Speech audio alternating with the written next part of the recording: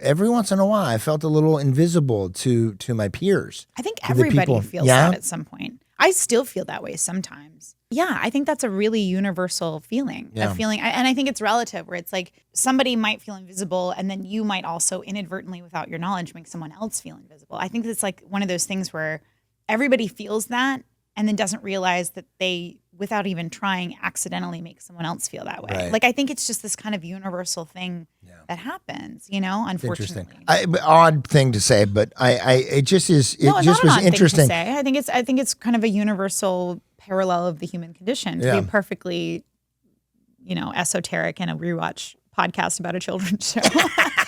You know what part drove me nuts though is just the literal cartoon coyote thing of him being like, "She's so hot." Like with his tongue literally out. Yeah, and he in the street was the weird. friend who was there was like, your tongue is out. And he actually then puts his tongue back in his mouth with the thing. The tongue thing was weird. Yeah. The tongue thing was very strange. It was very... Meaning it was not funny or it was not appropriate? Both. Yeah. I mean, like, but just, to me, it's like, I got the gag, but to me, it just didn't read. It just wasn't funny. It was kind of like awkward. Yeah. Where you're like, I get it's supposed to be like cartoony, but it just didn't read to me. I just was kind of like, it felt forced. Right. But yeah, and that friend went to the same place as Dragon, the dog. Like we went to Transylvania University with Dragon the dog. We never saw him again. It's interesting, and then I think that happens in the first season a lot, where they'll present something and then just go, oh, that didn't work, take it away. Yeah. Selena wants Riley. Yeah.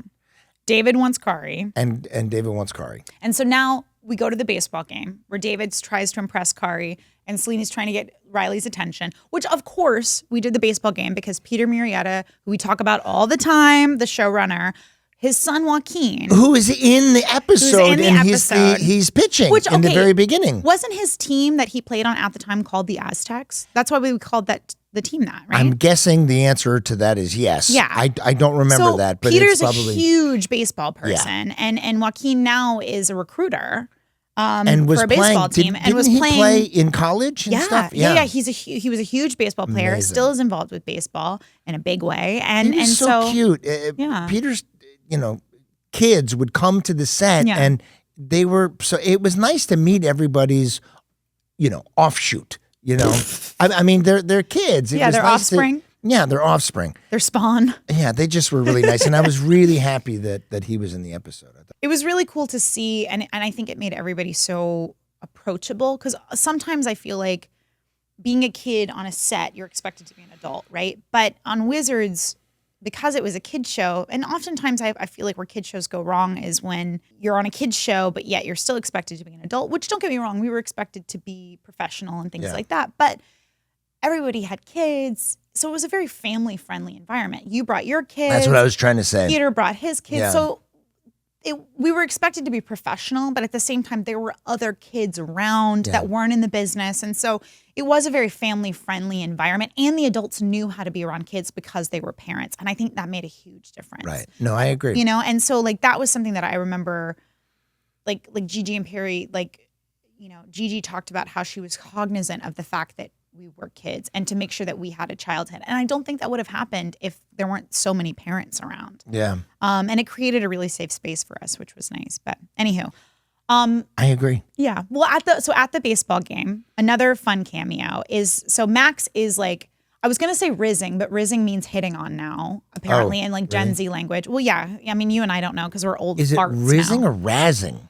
Rizzing means hitting on now. Okay. Razzing might be what I'm trying to think of. Like he giving was shit. A crazy fan. Yeah. Well, he was like, fan. Well, yes. So Max was like giving shit to another player. Like he was like, so maybe razzing is the word I'm thinking. Shit talking. But sitting behind him was Ezra Wise, who had participated in the show, but was our warm-up guy. Yeah, he was one of our warm-up comedians. Yeah. And Darren.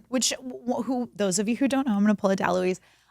So the warm-up comedians are, when you have a live audience, they keep the room very, very cold. So you stay awake and you don't fall asleep and you're ready to respond very quickly to jokes and give us the laugh track. But also, too, they keep you between setups and when we're moving cameras and they're giving notes and that downtime between shots, they play games, they they tell jokes, they get the audience to dance. Very entertaining. Very entertaining. So their job is to basically be on all night and to keep the audience engaged on what can be hours of kind of daunting a long shoot. It's not easy. It's not an easy job. Warm-up guy. They kicked ass. Yeah. They were so good at it. We're going to have them on the show. We will have them on the show. And they pop up in later episodes too, but it was great to see Ezra in this one. Yeah, it was really fun. And then later, I hate to jump in there. No, you can jump. But we jump all the time. I think the fans are used to it. Jake and Ezra are going at, and then toward the end, Jake has pushed the boundaries, and So Ezra much. comes in with security guards. And goes, that's him. Yeah, I loved it. But yeah, so meanwhile, while all that is going on, and Jake Max is razzing, giving shit. Alex tries to impress Riley by convincing him that she's the team's hypothetical good luck charm.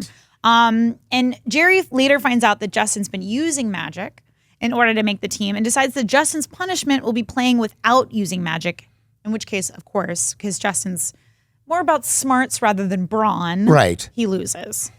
So Alex uses this as an opportunity to prove to Riley that she really is the team's good luck charm by not showing up when they lose. And this episode has Selena explaining to, or Alex explaining to Harper the nuance of Alex, her diabolical plan of how to do something. And I really enjoyed the fact that Harper, in my opinion, is someone who's genuine and sweet. Her brain just and doesn't nice. work that way. Right. Yeah. And so I love that about her it too. was really interesting. I mean, no joke. There's 3 times where she's trying to explain to you her manipulation of Riley. Well, and then I love too that after the 3rd time she then goes, so Riley, so this is what she's doing. Right. And like totally like blows the whole like operation. And then he's so sweet too that he just is completely like, okay. And that's the line I wanted to say where I'm kind of jumping around here, but he says, I'll if you give me this, meaning go to every game because you're the good luck charm, I'll take you to the dance. And then Selena's like, well, what makes you think I want to go to the dance with you? And he goes, doesn't everybody want to go to the dance with me? I thought that was really funny. That was really funny. It's cute. And she's like, of course I want to go. And then she's like, every game. Right. And then I think that part comes later, like sort of at the end of the episode. Yeah. We're okay, jumping we're riddling, we're jumping all I over the just place. wrote down something. Justin is lying. You know what I mean? Like there is magic being used to, like it's who was supposed to be on the team who Justin, used magic. Yeah, like that whole like college thing where people took space. They pretended to be, rowers.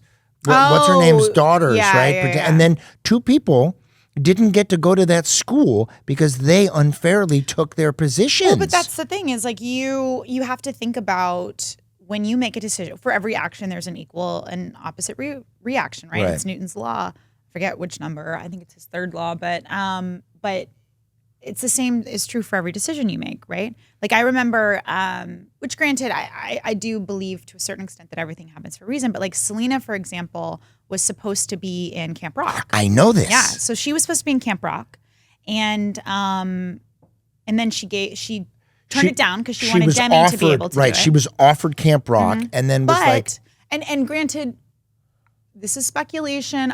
I don't know 100% if this is true. This is good. I know. This is the dish on Wizards of Waverly Pod. So Drew Seeley was supposed to be in Camp Rock. Who he was somebody he's so talented, but he never quite got his break. Like he was kind of like close to High School Musical. He kind of like he was almost in this, almost in that, almost in this, and then like the stuff he was in just never really like broke, right? So he was supposed to be in Camp Rock, but because Demi got it, they needed a name because Selena was supposed to be the name in Camp Rock. So Demi got it, nobody knew her, so then they had to put names in it. So then Drew Seeley got cut and the Jonas Brothers got put in. I remember hearing that at the time. I don't know if that's 100% true. That's the dish. And then Maria played the mom in that. And she played the mom. Right? But but I remember even thinking at the time of like, wow, how great is it that she gave her friend an opportunity, but how much does it suck that she cut an opportunity for somebody else? So it just goes to show it's like you never know in helping somebody, you might be hurting somebody else. Yeah, so it's just like everything, again, has an equal and opposite reaction. So you don't know the effects of the choices that you make.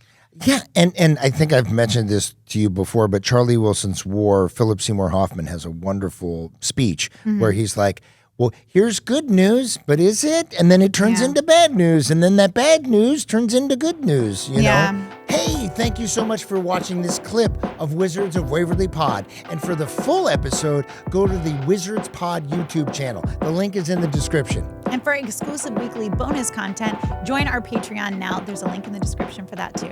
Thanks for watching. Bye now.